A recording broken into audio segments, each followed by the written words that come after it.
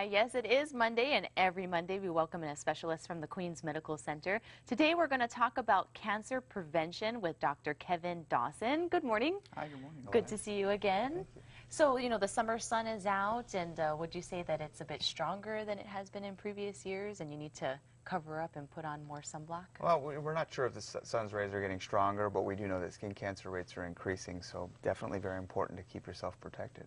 So what kind of sunscreen would you recommend? Well, I usually tell people, rather than recommending brands and types, I usually tell people to look for three things in a sunscreen. First of all, you want to look for an SPF of at least 30. Okay. SPF stands for sun protection factor, and it's roughly how much longer a person can stay in the sun without getting burned.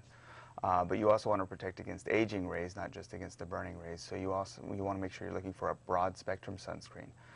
Broad spectrum means it will protect against UVA and UVB rays. So it should say that on the bottle, either broad spectrum or UVA and UVB protection. Okay. And should it say that on the front and the back, or just usually it says it somewhere on the front. Okay.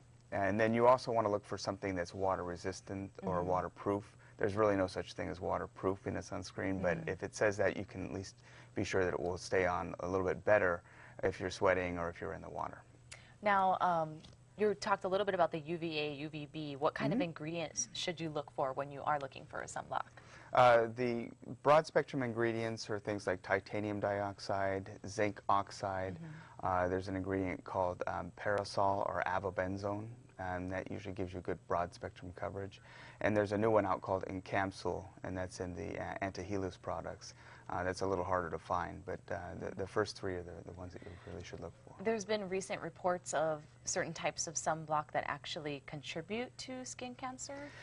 Yeah, that's a little controversial, but we do know that some of these sunscreen ingredients will break down as they get exposed to the sun. So the best way to protect against that is to reapply your sunscreens. Don't put it on once and let it sit on all day long. Make sure you're reapplying at least every 2 hours when you're out in the sun, and wash it off when you're out of the sun. All right. Well, thank you, Dr. Kevin Dawson, and you'll rejoin us a little bit later with some more tips on how to stay skin cancer free, especially during the summer sun this summer. Right. Thank you, Jai. We'll join you for that. We'll be right back right here on Wake Up Today. Top headlines coming up next.